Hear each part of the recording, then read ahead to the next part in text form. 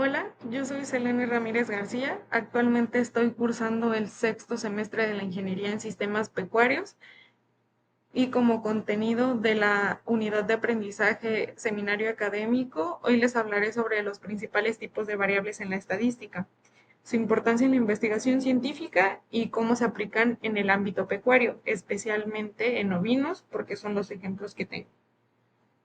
Como contenido temático de esta presentación tenemos las preguntas guía, una pequeña introducción, objetivos, los tipos de clasificación, que son 8 y que son los más relevantes que encontré, una breve conclusión y las referencias que fueron utilizadas para realizar esta investigación. Como preguntas guía tenemos 4, las cuales se tienen que ir respondiendo a lo largo de esta exposición. La primera nos dice qué son las variables en una investigación y por qué son importantes. La segunda, cómo se pueden clasificar las variables según diferentes criterios. La tercera, qué papel cumplen las variables en un proceso de investigación científica. Y la cuarta, por qué es necesario conocer los distintos tipos de variables y escalas de medición. Bueno, ¿qué es una variable? Las variables nos representan los aspectos, características o cualidades que podemos medir, observar o clasificar en un estudio. Las variables son la base de toda la investigación, ya que gracias a ellas podemos medir, comparar y dar explicación a lo que estamos estudiando. A través de ellas se establecen las relaciones, se formulan las hipótesis y se generan conclusiones acertadas. El objetivo de esta presentación es analizar y clasificar los tipos de variables estadísticas para entender su relevancia en los proyectos de investigación científica. Identificar categorías principales de variables estadísticas.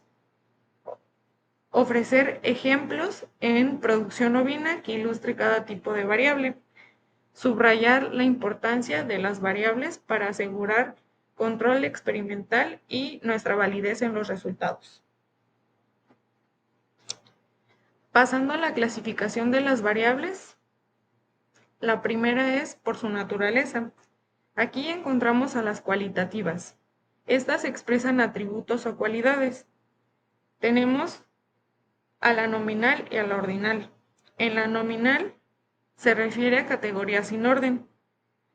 El ejemplo más claro son las razas. En esta solamente se expresan los genes, digamos, las características que tienen al observarlas. Por ejemplo, la Catadin suele ser completamente blanca. La Dorper siempre tiene la cabeza negra. Después tenemos las cualitativas ordinales, que son categorías con jerarquía, como lo son la condición corporal, que puede ser mala, regular, buena o excelente. Después tenemos a las variables cuantitativas o numéricas. En estas sí se expresan cantidades medibles. Aquí tenemos a las discretas y continuas. En las discretas tenemos valores enteros y finitos, como los son el número de crías por parto que puede llegar a tener una borrega. Este puede llegar a ser 1 o 2 generalmente. Después tenemos a las continuas, que es cualquier valor dentro de un rango, como lo puede ser el peso vivo en kilogramos. Y se dice que dentro de un rango, porque depende de la etapa en la que se encuentra el animal, son los kilos que se supone debería tener. Por ejemplo, al destete siempre se suelen destetar cuando están dentro de el rango de los 15 a los 20 kilos más o menos. Después tenemos la categoría de clasificación en función de la investigación.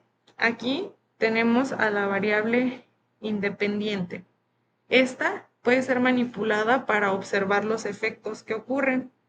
El ejemplo más visible y utilizado es el tipo de dieta suministrada. ya que, como sabemos, puede reaccionar diferente si se le agrega más grano o más forraje y cómo podría afectar eso en su ganancia de peso. Después la dependiente, que es medida para reflejar el impacto, en este caso, pues la ganancia de peso. En función de la investigación, también tenemos las variables de control.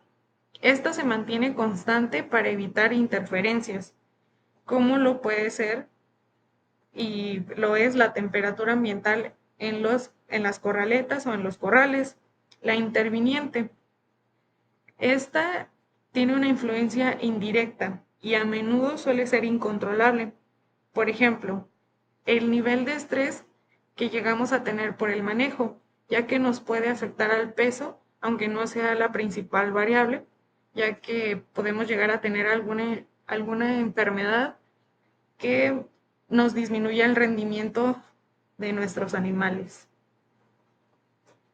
Después tenemos la clasificación según las escalas de medición de Stevens.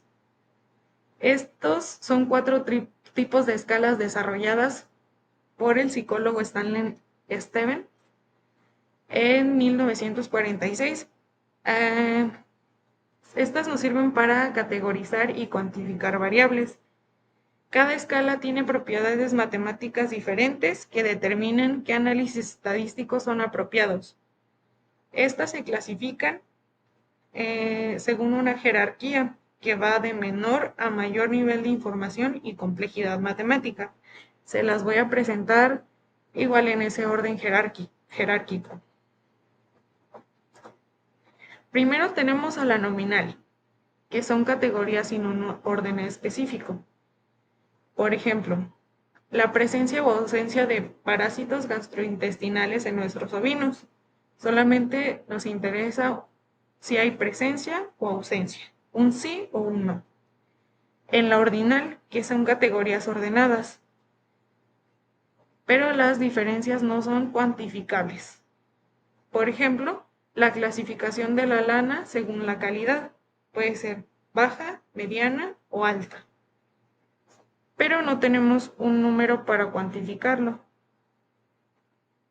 Después tenemos la escala de intervalo. Intervalos iguales, pero sin cero absoluto. Por ejemplo, la temperatura corporal en grados Celsius. Después tenemos la escala de razón, que son intervalos iguales con cero absoluto. Por ejemplo, el consumo de alimento que tiene el ovino por kilogramo en el día, donde pues el cero significa ausencia total del consumo. Y en el caso de la escala de intervalo, pues no podemos tener un cero. Se puede tener porque pues el animal ya estaría muerto, ¿no? Y ahora tenemos la clasificación de basadas en el tiempo. Aquí solamente son dos, transversal y longitudinal. En la transversal se mide solamente en un único momento. El ejemplo es el peso al destete o el peso a la hora de que ya se va a vender el animal. Y la longitudinal, esta es una medición que ocurre en múltiples periodos de tiempo para observar tendencias. Es decir, pues como los pesos que se van registrando cada semana durante 3 meses en una engorda para observar cuál es cuál es la conversión alimenticia que van teniendo nuestros animales. Después tenemos la clasificación según la relación entre variables. Tenemos las variables directas. El efecto observable es inmediato. Aquí es que una influye a otra y no hay más. Como lo es que es a mayor consumo de proteína, vamos a tener una mayor ganancia de peso porque se va a tener más músculo. Después tenemos las variables indirectas, que es la influencia a través de intermediarios. Aquí tenemos pues tres. Entonces, sería que si tenemos una mejor calidad de pastura, ofrecemos un alimento de la mejor calidad que podamos al animal, pues obviamente va a ser más palatable para él, este, y va a consumirlo más, y por ende vamos a tener una mejor conversión alimenticia. Después tenemos la clasificación por variabilidad y origen. Por variabilidad tenemos dos, que son las constantes y aleatorias. Las constantes son valores inmutables, ya sea la edad que elegimos para comenzar un experimento con los animales, todos deben de tener 3 meses. Después tenemos la aleatoria, que es una variación impredecible. Esto pues puede llegar a ser el ambiente, que es incontrolable, pues la cantidad de veces que llueva y la humedad que se tiene, y que cambia sin control del investigador. Por origen, tenemos las primarias y las secundarias. Las primarias son de observación directa y son los datos obtenidos en pesajes semanales, que nosotros vamos viendo reflejados en la báscula. Las secundarias, fuentes indirectas.